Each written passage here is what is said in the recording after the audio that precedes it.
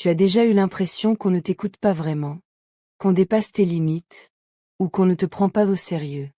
Aujourd'hui, on va parler d'un sujet essentiel, le respect et l'affirmation de soi. Parce que non, s'affirmer ne veut pas dire être agressive. Et oui, tu peux te faire respecter sans changer qui tu es. Reste jusqu'à la fin, je vais te donner des techniques concrètes que tu peux appliquer dès aujourd'hui. Partie 1. Pourquoi on ne te respecte pas, parfois? Avant de changer les choses, il faut comprendre une vérité essentielle. Les autres nous traitent souvent comme on leur apprend à nous traiter, même sans s'en rendre compte. Ce n'est pas quelque chose que tu fais volontairement, mais plutôt un ensemble de petites habitudes, de comportements et de réactions qui envoient un message subtil. Par exemple, quand tu dis oui alors qu'au fond tu veux dire non, tu montres que tes limites peuvent être dépassées. Quand tu évites les conflits à tout prix, tu laisses entendre que ton inconfort passe après la paix apparente. À force de vouloir préserver l'harmonie, tu t'oublies peu à peu. Le fait de t'excuser trop souvent, même pour des choses qui ne sont pas de ta responsabilité, peut aussi donner l'impression que tu n'es pas sûr de ta place ou de ta légitimité. Et quand tu minimises tes besoins, en pensant qu'ils ne sont pas si importants ou qu'ils peuvent t'attendre, les autres finissent par les minimiser aussi. Ce n'est pas parce qu'ils veulent te manquer de respect, mais parce que rien ne leur indique clairement le contraire.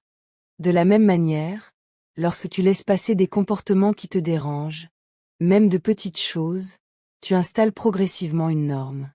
Chaque fois que tu tolères quelque chose qui te blesse ou t'agace, tu envoies le message que c'est acceptable. Et avec le temps, ces petits renoncements s'accumulent et deviennent un schéma. Les autres s'habituent à cette version de toi qui ne dit rien, qui encaisse, qui s'adapte. Résultat, ils pensent, souvent inconsciemment, que c'est normal d'agir ainsi avec toi. Ce n'est pas une question de valeur personnelle, parce que ta valeur ne diminue jamais. C'est une question de limite que tu poses, ou que tu ne poses pas. Comprendre cela, ce n'est pas te blâmer, c'est reprendre du pouvoir. Parce que si ces dynamiques se sont installées, cela veut aussi dire que tu peux les changer. Dès que tu modifies ton comportement, dès que tu commences à t'exprimer avec plus de clarté et à poser des limites, tu changes la façon dont les autres interagissent avec toi. Et c'est là que tout commence. Partie 2. Ce que veut dire s'affirmer, vraiment. S'affirmer, c'est souvent mal compris. Beaucoup de personnes pensent que pour être respectée, il faut être dure, imposante ou même intimidante. Pourtant, ce n'est pas du tout le cas. S'affirmer, ce n'est pas écraser les autres ni parler plus fort qu'eux, ce n'est pas non plus devenir froide ou distante. En réalité, s'affirmer, c'est trouver un équilibre sain entre le respect de soi et le respect des autres. C'est être capable d'exprimer ce que tu ressens, ce que tu penses et ce dont tu as besoin, sans culpabilité et sans agressivité. C'est dire les choses avec clarté, même quand c'est inconfortable. C'est oser prendre ta place sans avoir l'impression que tu déranges. S'affirmer, c'est aussi arrêter de te trahir pour être accepté, arrêter de dire oui pour éviter de déplaire, et commencer à te choisir toi. Cela ne veut pas dire que tu ne tiens pas compte des autres, mais simplement que tu ne t'oublies plus dans le processus. Une personne affirmée n'est pas une personne parfaite, c'est une personne alignée avec elle-même. Quand tu t'affirmes, tu montres aux autres que tu te respectes, et ce message est puissant. Tu deviens plus clair, plus stable, plus crédible.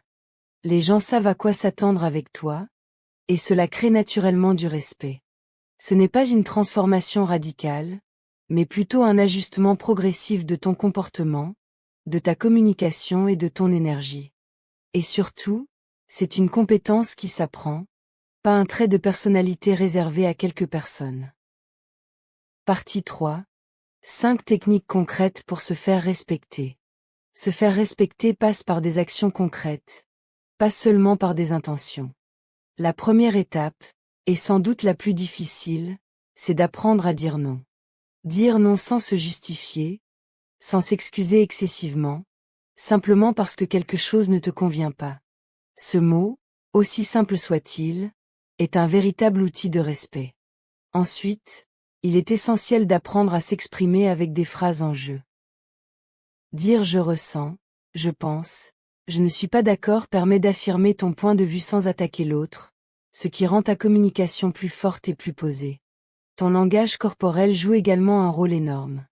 Même si tu dis les bons mots, si ton corps envoie un message d'hésitation ou de peur, ton impact sera réduit. Se tenir droite, regarder dans les yeux, parler calmement mais avec assurance, tout cela renforce ce que tu dis.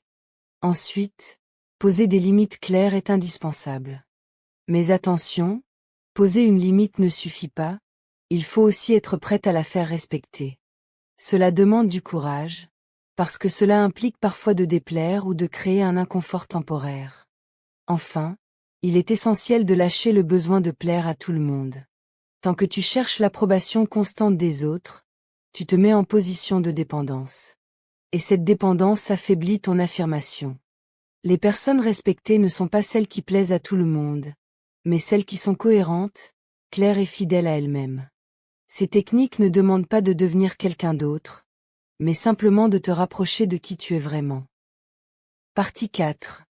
Les erreurs à éviter absolument. Dans ce chemin vers l'affirmation de soi, certaines erreurs peuvent ralentir, voire bloquer complètement ta progression. L'une des plus courantes est de s'excuser pour tout et pour rien. À force de t'excuser d'exister, de parler, de demander ou de refuser, tu envoies un message de doute et de manque de légitimité.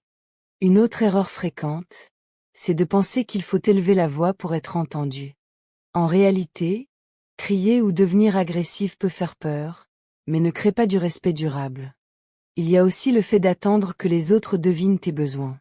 Personne ne peut lire dans tes pensées, et si tu n'exprimes pas clairement ce que tu veux ou ce que tu refuses, tu risques d'être constamment déçu.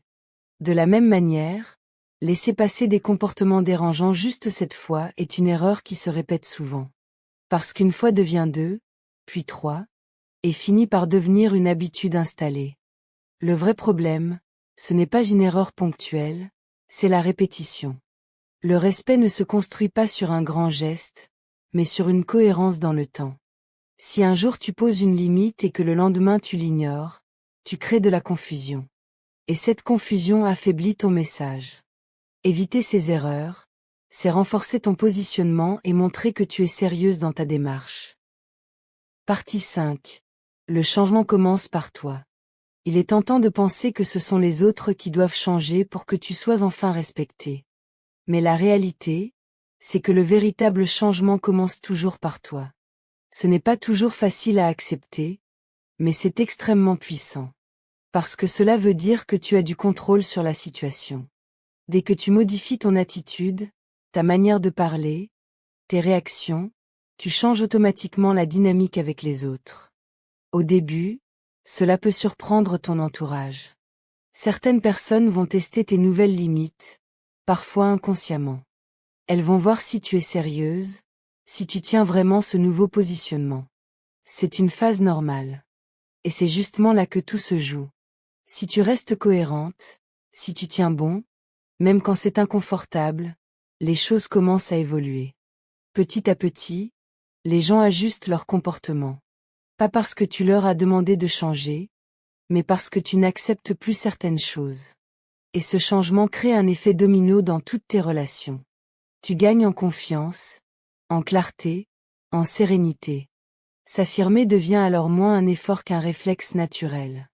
Et c'est à ce moment-là que le respect devient la norme, et non plus l'exception. Se faire respecter, ce n'est pas devenir plus dur. C'est devenir plus aligné. C'est arrêter de te taire quand quelque chose te dérange. C'est arrêter de te diminuer pour être accepté. Et surtout, c'est comprendre que ta voix mérite d'être entendue autant que celle des autres. Oui, au début, ça peut faire peur. Oui, tu vas peut-être déstabiliser certaines personnes. Mais rappelle-toi d'une chose. Les bonnes personnes ne partiront pas parce que tu t'affirmes. Elles te respecteront encore plus pour ça. Et celles qui ne supportent pas que tu poses des limites, elles profitaient peut-être justement du fait que tu n'en avais pas. Aujourd'hui, tu n'as pas besoin de devenir quelqu'un d'autre. Tu as juste besoin d'arrêter de te trahir. Alors à partir de maintenant, pose-toi cette question simple. Est-ce que je me respecte dans cette situation? Et si la réponse est non, Tu sais ce qu'il te reste à faire. Si cette vidéo t'a parlé, écris en commentaire. Je choisis de me respecter. Like la vidéo si tu veux plus de contenu comme celui-ci. Et abonne-toi pour continuer à évoluer, à t'affirmer, et à devenir une version de toi-même que personne ne peut ignorer.